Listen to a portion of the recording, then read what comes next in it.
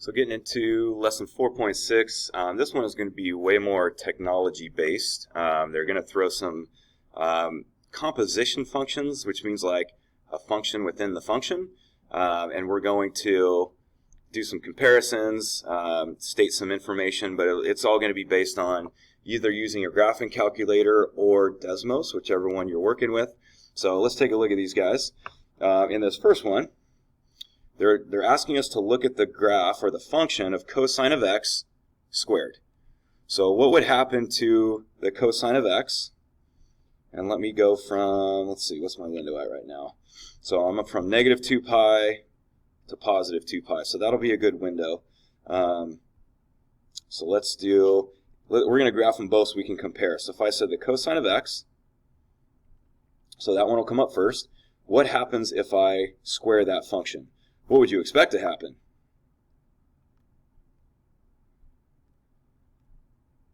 So first of all, one thing we should recognize is if I square it, could I ever, from that point on, get negative results? We couldn't, right? So it's going to affect our outcomes mostly by way of making them all positive. So let's take a look at the cosine function. So that's just our cosine function. And then the red one's going to be our cosine of x squared. So what are some obvious things that took place here? First of all, one thing that they're asking for is it still a periodic function, right? And we see that, it's definitely still periodic. It's that same pattern repeated over and over and over forever. So definitely still periodic. What happened to our values? So obviously they all now became positive. You'll notice the red graph is entirely above the x-axis, right? Because our values were squared. What happened to the period of the graph? Where does it repeat? So if we looked at it, it still starts here, right? So from that highest point of positive 1, it's only going to right here to positive 1, right? So it was kind of like they took the period and really cut it in half. So in the original blue graph, right, when it went from 0, pi over 2, pi, 3 pi over 2, and 2 pi, that was one full period. So if you just focus on the blue graph, from 0 to 2 pi, we know is one full period of a cosine function. Well, this one, we're seeing actually from 0 to 2 pi, we're seeing 1, 2. We're seeing 2 full periods of that guy. So when the cosine squared came in, it cut the period in half and made them all positive, right? So it took, what it did was, in large part, it took the negative portion of the graph and flipped it to the positive side, right? So now I'm getting, this blue graph got turned into a positive and went up to here. So we're seeing one period is now from 0 to pi under the new situation, right? And so the period we would now recognize as pi, and all this we can get by just looking at this graphing calculator and comparing the parent function to the new one to get all that information. So let's look at kind of one of our own here.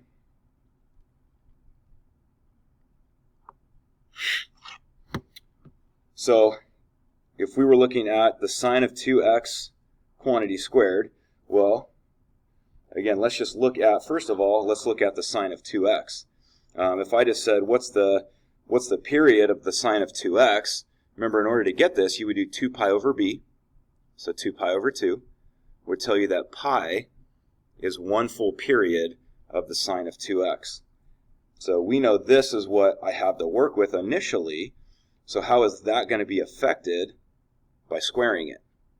So if I was to square this graph, what would you expect to happen based on what we just saw from the last one? Well, if I square this function, I know what was negative is now going to become positive under the new circumstances because we're squaring those answers. So I'm expecting this graph that was like this to do kind of what the last one did, and it's going to do more like this, but now what was in the negative is now going to be in the positive. So let's take a look at that on here. And again, I'm going to start by graphing the sine of 2x so that we can compare it to sine 2x squared.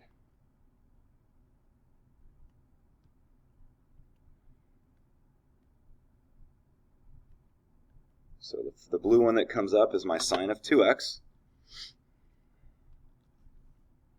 And now here comes the squared version, and just like we expected. So here's really what I'm focusing on. Let me narrow this window down and only go from 0 to pi. So here was the one I graphed initially. This was my sketch. From 0 to pi. And look what happened. Boom, bounces up into the positive so that there's no negative solutions, right? So now this one, it's like, again, it's almost like the period was cut in half because instead of dipping down into the negative, right, it now bounces right back up into the positive, so it's repeating more often. So from 0 to pi over 2, we're seeing one full period. And then from pi over 2 to pi, we're seeing another period of the graph. So we would recognize on this one that my period is now from 0 to pi over 2. It's definitely still periodic, right? I can see the repetition within the new graph. So still periodic, still has a new period, though, of pi over 2. So a lot of just analyzing based on some stuff that we're doing in our graphing calculators. So let's take a look at this guy. So another thing we're going to take a look at on this is, what if we added a linear function to one of our trig functions, right, to a sine graph? So notice on this one, it's actually kind of interesting when you graph these. But so notice on this one, this is just a line, right? It starts at 0, 0, and it goes, so my slope is 1/2. So my line would start at 0, 0, and it's going to go up 1 over 2, up 1 over 2, up 1 over 2. So we have that line going through this. So when we add the sine graph to this, I now have to look at this line being added to this graph. So within this graph, it's now going to be limited to the area within this linear function. Since the amplitude on the sine graph is 1, right? This graph travels up 1, back to 0, down 1, back to 0, up 1, right? It does that. So it typically does this, but now it's being added to this linear function. So I'm going to have this linear function like this, but my sine graph is now going to travel within that linear function. So kind of a neat thing happens. It's going to do something what we call oscillating, going up and down, up and down, up and down, but within these limitations, right? So I'm taking into account the linear function as well as the amplitude of my sine function. All that is being put together now within one graph. So it's kind of interesting. Let's take a look. I think it's interesting. In the math nerdy sense, it's interesting. So 0.5x plus the sine of x. So let me change my window a little bit. So let's go from, I don't know, negative 2 pi to positive 2 pi, so we can see a good full picture here within this guy. And I'm going to go a little higher on this. Let's go from negative, let's just go from negative 10 to positive 10. We'll see how that looks. So here's kind of what's being described within what we just talked about, right? So it's like oscillating up and down within that area. So what I was trying to describe right on this is there's like two limitations being taken into account on this. So I have the line of 0.5x coming from this, taken into account with the amplitude of this, is all being put together. So watch what happens when I show you these lines that get thrown in. So if I took into account the 0.5x plus 1, right, because my amplitude on the sine graph can go as high as one value up, it can also go from 0.5x, it can also go down 1 because of the amplitude. So when I graph those two lines, look where they go. So it's those two lines that are squeezing in the sine function that we had, right? And so I'm getting this new graph that looks like this. So it's like taking into account the limitations of both graphs, right? When you combine them together, so it creates really kind of an interesting function on that one. So if you want to try that again from another one, so again, take this information into account. What's going to happen? So if I were to graph the line of negative 2x, but also take into account the amplitude of my sine function, so think of the limitations on that, right? I'm looking at my negative 2x and that graph, but I need to limit how far it goes up and down with the amplitude of my sine function. It should be able to travel up and down 3 because of the amplitude of my sine function. So I'm going to start with just this original graph here. And then we're going to see why it is what it is in just a minute. So I'm going to do my negative 2x plus 3 sine x. Right, so there's the graph. Let's just look at that first. I'm going to change my window. I gave you a good window setting to look at. So I'm actually going to go from negative 10 to 10. And in my range from negative 20 to 20. So let's just look at that for a minute.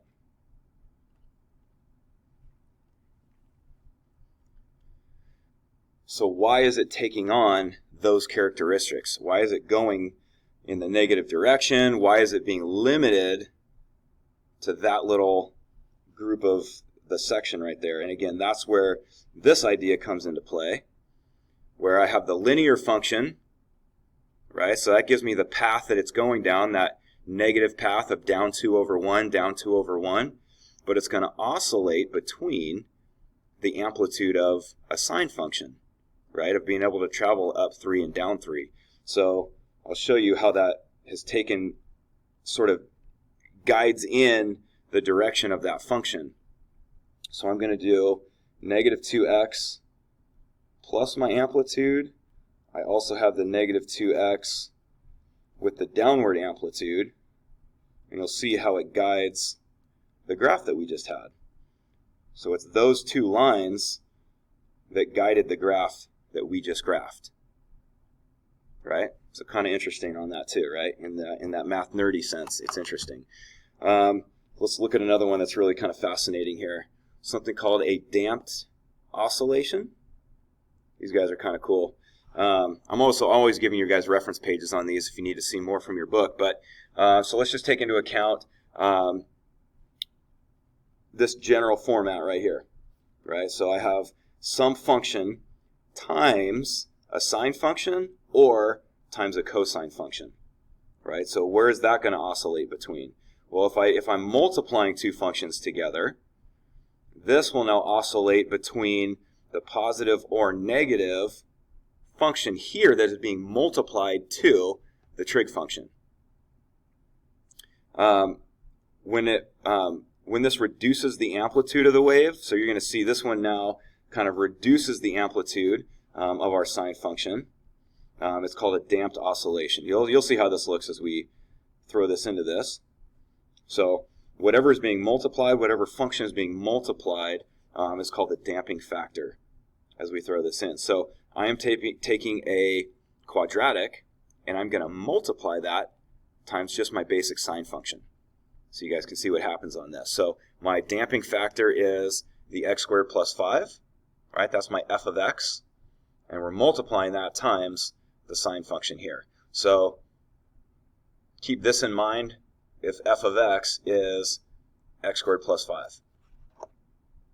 So let's look at this guy.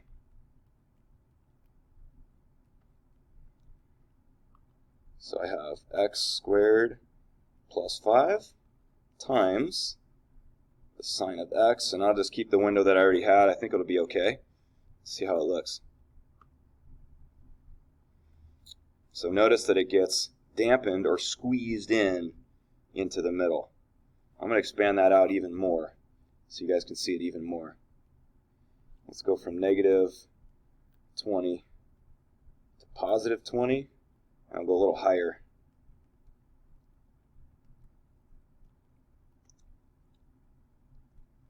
So you can see more of it. So notice it gets squeezed in right there on that inside, and then it gets to go back out. So from the as we kind of work in towards the middle, it's like this amplitude of my sine graph is being squeezed in closer and closer as we get into that middle portion of it right there. So watch what happens when we graph this information. You'll see how it helps dictate where the sine function is going. So we're going to take it's going to look like this here. If I'm going back to the main screen, so my damping factor, right, the guy that's being multiplied, my quadratic, we're gonna throw in the positive and the reflection of it downward, so we can see what happens above and below the sine function. So when you hit graph on that, right, you can see how those curves. So here's the positive quadratic, here's the negative quadratic. Notice how my sine function just squeezes right on into those quadratics, right?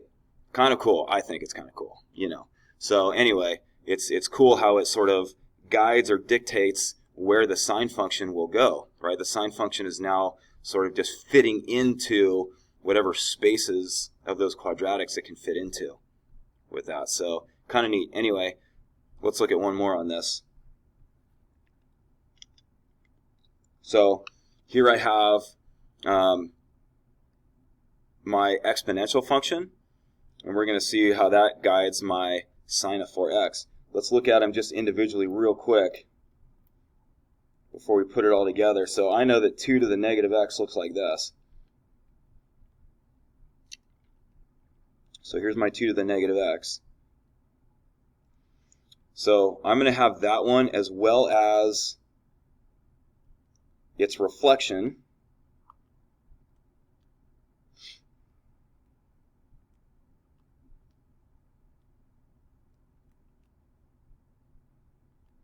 Both on the same graph. So it's going to look like this. So that's our damping factor. So now we're going to throw in the sine of 4x, and the sine of 4x is now going to be forced to squeeze into that little zone. I'm going to zoom in on that because this is going to be kind of neat when it comes up. So let's go from maybe -5 to 5. I really want to see within that little space what happens.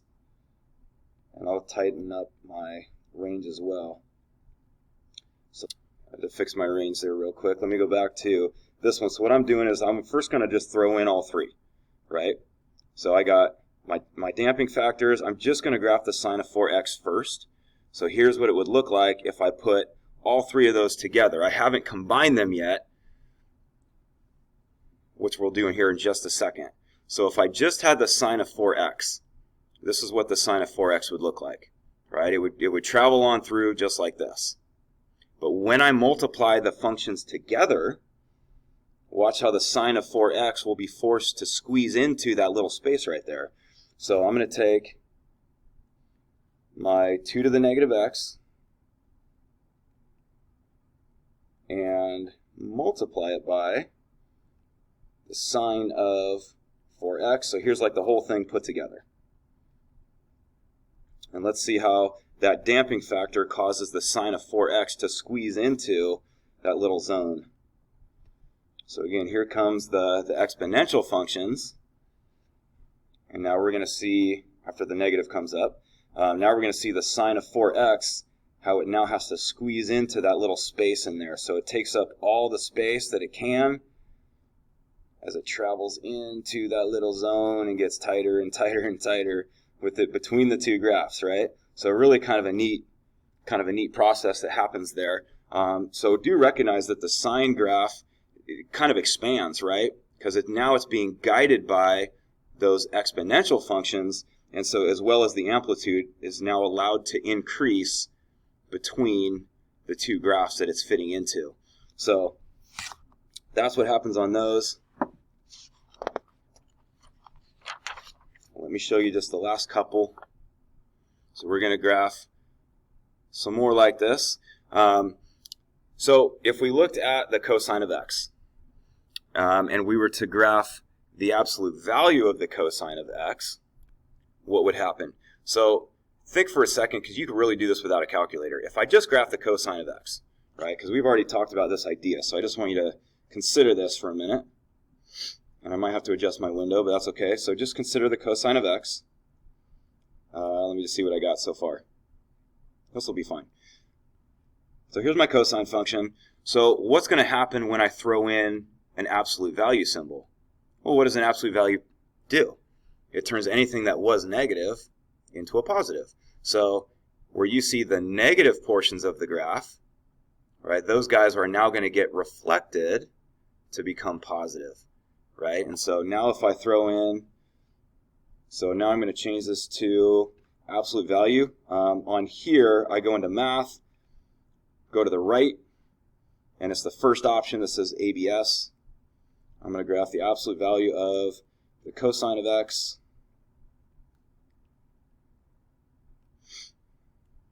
And so again, watch what happens. So those areas that were negative are now being bounced up into the positive, right? And so we get something like this. And so really this is something we could do without a calculator by just graphing the cosine graph and then taking the negative portions and flipping them up to become positive. They're just being reflected over the x-axis. Let's do the same thing with a cotangent graph. So we've already graphed a cotangent graph. Remember, that's just 1 over the tangent graph.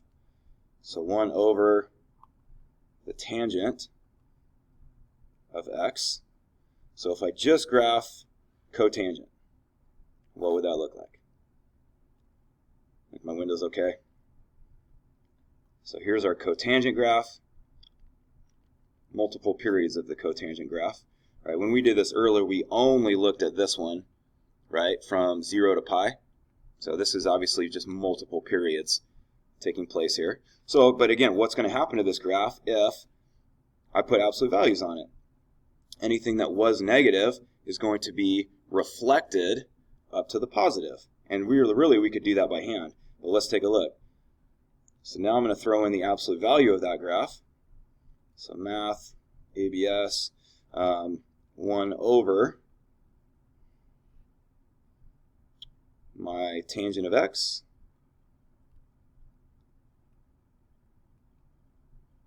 So there's my function. So again, the things that were down in the negative are now being reflected up into the positive. And I get something like this. So anyway, we always want to try to understand what would happen to our basic graphs when you start throwing in extra symbols like this, right? And so that would be true for any absolute value of any function. We could do that too. Something like that. So let's go down to this one. And I think this is our last one. Let me check. There's one more we're going to try on our own, but it's like trying our own version of this one. So if we just consider adding two sinusoids together, so I have 3 sine x plus 4 cosine x being added together into one function, they must take on the same period as each other in order for this to play out right. So right, they both have a period of 2 pi, so it's still periodic, and it's still a sinusoid, right, because they have the same period. So that's kind of necessary for all that to be true. So find the period is still going to be 2 pi, right? So because they already have the same period individually, they're still going to have the same period now.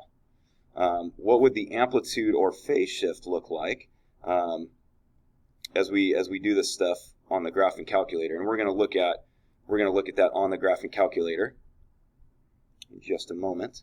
And then what does the new function look like in terms of if I wanted to write it as a single sinusoid, right? These are both sinusoids, so in theory, I should be able to combine them together to becoming one function. So let's take a look at all that. Okay, so we're going to say 3 sine x plus 4 cosine x. So we got our 3 sine x plus 4 cosine x.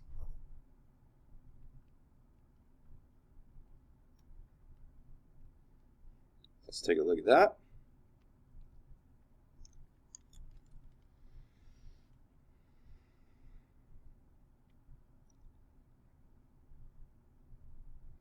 So we're still seeing a period from 0 to 2 pi. In fact, let me narrow that window so we can see that. So I should see a repetition within this window. I should see like one exact repetition. So there you go. So I'm seeing one full repetition, one full period within 0 to 2 pi. We said that's still going to be the period. But how do we fit a new function into this curve? Well, a couple things that we're going to see on this. We can see kind of what the peak is up here, like where does that hit our y-axis. But I'm going to show you this by looking at their graph. It's a little easier to identify sort of the information they're looking for. So we're looking to fit it into this model, right? So the good news about this is there's only two things we got to come up with here. I need the amplitude and I need a phase shift, right, in order to combine this into a single function like they did. So real simple, actually. All we have to look at on this was if this is a sine graph, remember a sine graph starts at 0, right? So if I look at my 0, so you would have to calculate this. We've already seen how to do this. You go under calc, choose 0, and you can calculate the 0 of the function, right? So as I look at this one right here, I can see that it went to the left 0.93. So that's why they're putting plus 0.93 in for their phase shift. And then it's still centered at 0 in the middle. So I can see from there it goes up 5 and it goes down 5. So our amplitude is 5. So real simple. We get the layout of that function right there.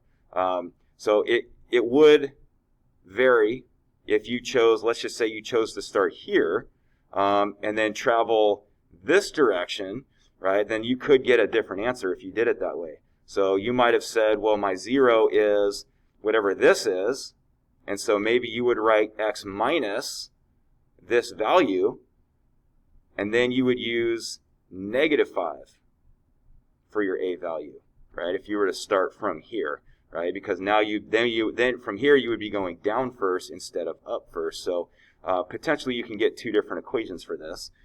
So this is just one of those options, as you see from there. So, but that's going to do it for section 6.